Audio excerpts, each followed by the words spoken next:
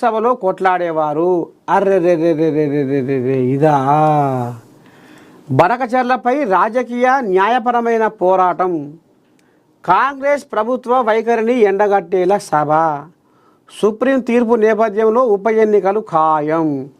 Congress BJP ఎంపీల చేతగానితనంతో తెలంగాణకు అన్యాయం. ముఖ్య నేతలతో కొనసాగుతున్న కేసీఆర్ భేటీ. బనకచెర్ల లింకు ప్రాజెక్టును నిర్మించి తీరుతామని ఏపీ సీఎం చంద్రబాబు, మంత్రి నారా లోకేష్ చేసిన వ్యాఖ్యలపై సీఎం రేవంత్ రాష్ట్ర ప్రభుత్వం మౌనంగా ఉండటాన్ని ఎండగట్టాలని బీఆర్ఎస్ అధినేత మాజీ ముఖ్యమంత్రి కె చంద్రశేఖరరావు అభిప్రాయపడ్డారు. వీటికో ఇదెక్కడి కథరు దేవుడా. బనకచెర్ల లింకు ప్రాజెక్టును నిర్మించి తీరుతామని ఏపీ సీఎం చంద్రబాబు నాయుడు, నారా లోకేష్ అని అంటుంటే ఇప్పుడు సీఎం రేవంత్ రాష్ట్ర ప్రభుత్వం మౌనంగా ఉంటుందా? అట్టట నిన్న మన నేను తనలాడతా, నేను కొట్లాడతా, అట్టట ఉంటుంది ఇట్టట ఉంటుందని మరి అన్నోడు ఇప్పుడు మౌనంగా ఉంటుండంటే మరి ఇప్పుడు ఏంది కథ? ఇదెక్కడి బాగోతాం నాయన. ఒకసారి కాంగ్రెస్ లైన్లో తీసుకుందాము. మరి ఏం సంగతి? పెద్ద మనిషి రేవంతమయ్య నోరే తెరుస్తలేడాట, ఉన్న నీళ్ళు పోతున్నాయట, ఇదేంది కథ అని అడుగుదాము. ఏమంటారు?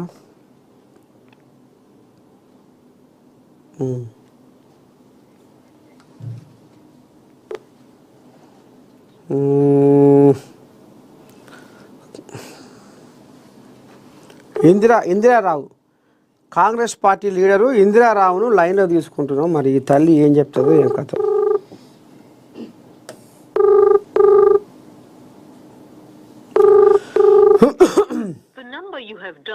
ఓ అమ్మా, ఈమె ఫోన్ చెప్తలేదు, ఈమె పని మీద ఉందో.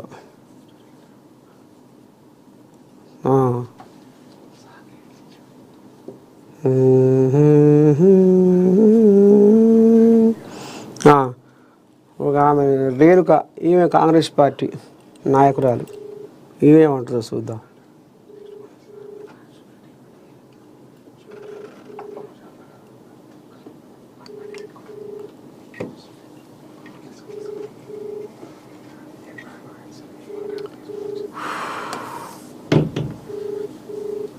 ప్రస్తుత పరిస్థితుల్లో బీఆర్ఎస్కు లోక్సభలో డజను మంది ఎంపీలు ఉంటే బనకచెర్ల అంశంపై గట్టిగా కొట్లాడేవారని పేర్కొన్నారు. మాకు ఎంపీలు లేరా? మాకు ఎంపీలు ఉంటే మేము బిర్ర కొట్లాడదాము, మేము కొట్లాడదామంటే ఇప్పుడు మాకు బలం లేకపోయాని అరే పెద్ద మనిషి బాధపడుతుండగా ఈ కాంగ్రెస్ వాళ్ళు చల్లకుండా ఒక్క సభ చేయరేమే ముచ్చట చల్లకుండా.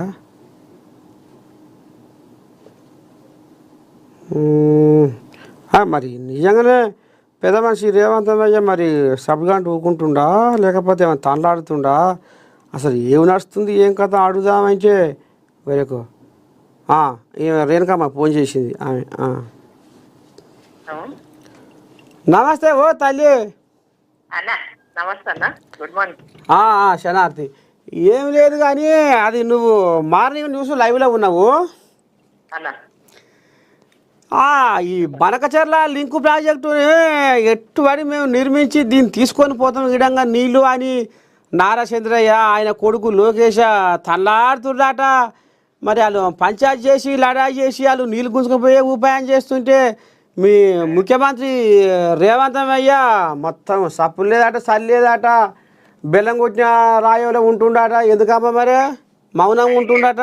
ఈయన మన బీఆర్ఎస్ పెద్ద మనిషి పెద్ద పూలి బైకాడు ఉంటుండు చూడు, ఆయన కేసీరావు అంటుండు. ఆయనకు ఏదో ఒకటి కావాలి. ఇప్పుడు మా ప్రభుత్వం బాగా మంచి పనులు చేస్తుంటే ప్రజలకు ఓర్వలేకపోతున్నారు. బనకచెర్ల విషయంలో మా సీఎం గారు రేవంత్ రెడ్డి గారు ఏ విధంగా సాల్వ్ చేయాలనేది ఆయనకు ఆలోచన ఉంది. ఈయన ఏదో ఇప్పుడు వాళ్ళ బిడ్డ గురించి, వాళ్ళ బిడ్డ పార్టీ పెట్టింది ఏడ ఎలిక్ అయిపోతామో, మళ్ళా మేము ఓ పక్క బిడ్డ ఎక్కడ మన ఉప్పందునేమో బిడ్డ మీటింగ్ పెట్టే కొంపెళ్ళ బిడ్డ పెట్టే కొడుకు మరి ఈ తీరుగా చేస్తారు. మళ్ళీ నన్ను మమ్మల్ని ఏడజన మర్చిపోతారో, మళ్ళీ మన వాళ్ళ పార్టీ మళ్ళీ బీజేపీలో కలిసిరా. అమ్మో కలపాలి కదా, మెట్టి చేయాలన్నా, మళ్ళీ ఆయనకి ఏదో ఒక పదవి తీసుకోవాలన్నా. పెద్ద మనిషి ఇన్ని రోజులు ఫామ్ వండి మరి ఏదో ఒకటి ముంద లేకపోతే మరి ఎట్లా వాళ్ళ ఉనికి కోల్పోతారు కదన్న. అమ్మో ఇదా అసలు కదా, ఉనికి అయితే కోల్పోతారు కదా.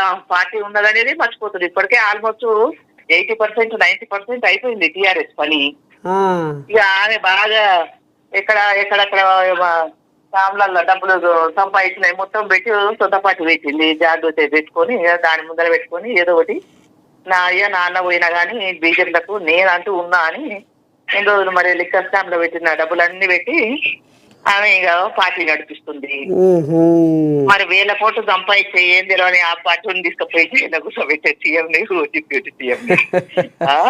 మరి ఇప్పుడు పెద్ద మనిషి కేసీరావు ఇంకో మాట ఏమంటున్నా అంటే, మాకు బీఆర్ఎస్ కు లోక్సభలో 1 డజన్ మంది ఎంపీలు ఉన్నా ఈ బనకచర్ల మీద బిర్ర కొట్లాడదాము, అసలు సందు కూడా ఇవ్వకపోదాము, ఇంత పని చేస్తుర్రు, ఏం చేయాలి మాకు బలం లేకపోయా అంటున్నా. బనకచర్ల విషయంలో ఇప్పుడు పోయినసారి జగన్ సీఎం ఉన్నప్పుడు కేసీఆర్ గారు సీఎం ఉన్నారు కదన్న. మరి అప్పుడు ఆయనని మన ఏది ప్రగతి భవన్ కు పిలిపించి ఆయనకు మంచి భోజనం పెట్టి ఆయనకు ఇరుసంగ సరసంగా ఉన్నాడు. మరి అప్పుడు గుర్తు రాలేదన్న. ఇప్పుడు ఏంటంటే ఒక భజనం చేయాలని చూస్తున్నారు. రేవంత్ రెడ్డి గారు టీడీపీ పార్టీ నుంచి వచ్చారు సీఎం గారు. అందుకని చంద్రబాబు తోటి ఈయనకున్న సంబంధాలను బట్టి ఈయన ఏదో ఎన్నికైతాడని ఆలోచన చేసి బ్లేమ్ చేయాలని చూస్తున్నారు. కానీ తెలంగాణ విషయంలో ఏది ఉన్నా గాని రేవంత్ రెడ్డి గారు పార్టీ కోసం కాదు, తెలంగాణ ప్రజల కోసము ఆయన విధానమే సపరేట్ ఉంటది.